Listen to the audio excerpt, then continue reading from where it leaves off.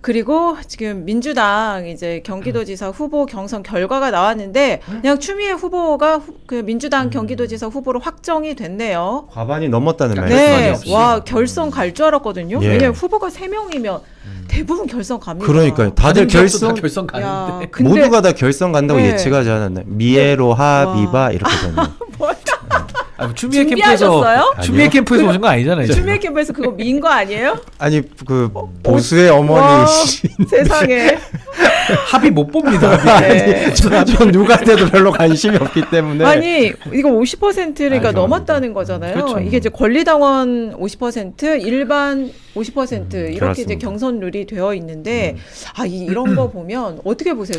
근데 일단은 결과를 네. 수치를 얘기를 안 하니까 그러니까요. 이것도 그냥 상상의 영역인 네. 건데 만약에 50% 이상을 정말 득표를 해서 뭐 가산점 받고 해서 그냥 뭐 다툼의 여지 없이 그냥 1등 했다 그러면 그건 할 말이 없는데 네. 만약에 말입니다. 47%를 얻어서 네. 4.7%가 더해져가지고 지금 50%를 넘겼다라고 한다면 가산점이요? 네, 그러니까 경우의 수가 두 개잖아요. 자력으로 넘어서 뭐 가산점이 의미 없이 1등이면 할 말 없죠. 그거는 뭐 된 건데 만약에 47%를 얻어가지고 51점 그럼 7이네요. 그렇게 해서 만약에 50%가 넘은 결과가 됐다라고 한다면은 참 이거는 민주당 안에서 6선의 의원을 지낸 분이 또 국회의장을 한때 꿈꿨던 분이 그런 가산점으로 돌파했다.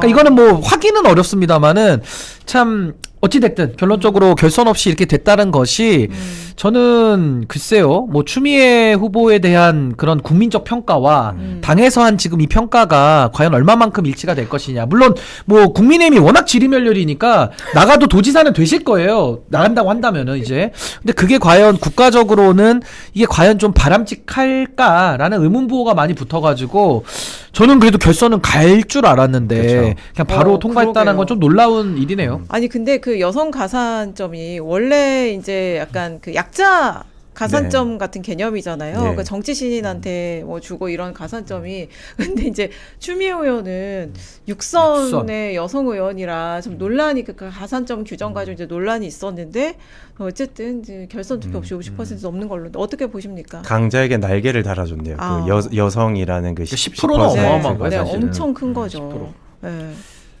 그러니까 근데 갑자기 취지를 좀 생각해보긴 해야 국민의힘이 될것 지리멸렬하다 해가지고 깜짝 놀랐는데 뭐 틀린 얘기는 아니니까요. 저희는 뭐 국민의힘은 이제 경기도 도지사 이제 후보를 지금 못 찾고 있기 때문에 오늘 추가 공모를 또 실시했고 또 양양자 최고위원이 이제 그거에 대한 반발 또 인터뷰를 했더라고요. 무투표 당선되는 거 아니야? 아무도 안 도지사를요? 경기 도민 중에 누구 야당이 이제 후보를 못 내고 혹시 경기 도민 중에 보고 계신 분이 계시다라고 하시면은 추가 공모가 떴으니 한번 넣어 보십시오. 어제 그 말씀드리고 네. 이게 어떻게 보면은 경기도민들을 위해서 행복한지에 대해서 한번 생각해봐야 될 것 같아요. 그러니까 김동연 지사나 아니면 한준호 의원 같은 경우에는 이제 재선 의원을 하고 있는데 추미애 지금 의원 같은 경우에는 6선이라고 했지만 5선을 서울 광진을에서 했습니다. 네. 그리고 이번 6선이 2년 차지 않습니까? 그러니까 하남에서 지금 그 세 번째 해를 맞이하고 있는데 과연 경기도에 대해서 준비가 되어 있냐. 그래서 더불어민주당 이제 경기도지사 토론회를 보면은 다른 분들은 정책이나 본인이 어떤 생각을 가지고 있는지 경기도를 어떻게 이끌지에 대해서 얘기하고 있는데 추미애 의원 같은 경우에는 경기도에 대한 이해 자체가 별로 안 되어 있어요. 그러니까 준비가 안 되어 있는데 국민의힘이 이제 너무 지리멸렬하다 보니까 경기도지사 선거에 대해서 국민들이 관심이 별로 없습니다. 누가 되든 민주당이 될 거라는 생각이 있어서 아마 국민의힘 후보가 유승민 의원이나 괜찮은 후보가 나와 있는 상태에서 민주당이 경선을 진행했으면은 저는 추미애 의원이 후보가 되기 힘들지 않았을까. 왜냐면은 저도 토론회를 다 본 건 아니지만 추미애 의원이 경기도의 하남에 대해서도 잘 몰라요. 경기도는 더더욱 모르는 거지 않습니까? 이런 걸로 봤었을 때 이게 그냥 인기 투표나 아니면 인지도 투표가 되어버렸는데 과연 우리 신인규 변호사께서 말씀하셨던 것처럼 지금 현재 상황으로 봤었을 때는 추미애 후보가 경기도지사가 될 것 같거든요. 그럼 경기도 1,400만 경기도민들 입장에서는 과연 이 경기도 발전에 큰 도움이 될지 이거에 대해서는 의문이 있어서 추미애 후보가 지금 남은 기간 동안 경기도에 대해서 많이 좀 공부하고 준비된 후보가 됐으면 좋겠어요. 이렇게 그냥 가다가는 본경선 때 혹시 이제 야당에 정말 괜찮은 후보가 나오면 이거 다 토론회 때 들통날 수 있다. 그렇습니다. 공격받을 수 있다. 이제 그렇습니다. 그런 지적 근데 해주신 겁니다. 저는 이제 경기도의 발전의 관점에서 본다라고 한다면은 지금 민주당에서 일단 추미애 후보가 뭐 경선에선 통과를 했으니까 상수로 놓고 본다면은 굉장히 걱정돼요. 그러니까 경기도의 행정이 왜 그러냐? 추미애라는 정치인이 그동안에 뭐 법사위원장 하면서 보여줬던 태도, 그러니까 굉장히 이렇게 좀 뭐라 그럴까, 좀 탁상공론적이고 아주 고압적이고. 강경한 목소리를 좀 이렇게 교조적으로 좀 내는 모습들을 우리가 많이 봤고요.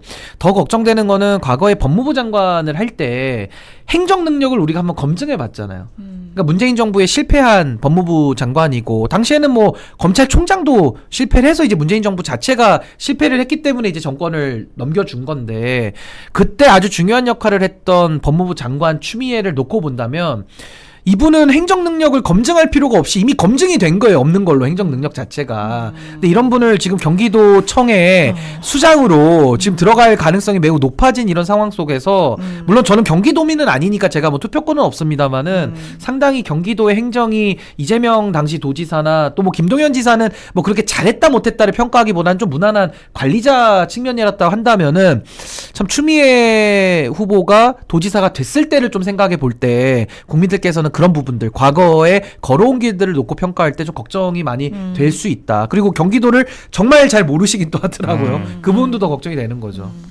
근데 이 결과를 보니까 그간 여론조사를 뒤집는 결과는 아니었다, 이런 생각도 들어요. 이제 7일날 서울시장 후보 경선 결과도 발표가 될 텐데 그때는 아마 결선 압도적으로 50% 특정 후보가 넘기기는 더 어렵지 않을까 싶은데, 지금 후보가 지금 4명이잖아요.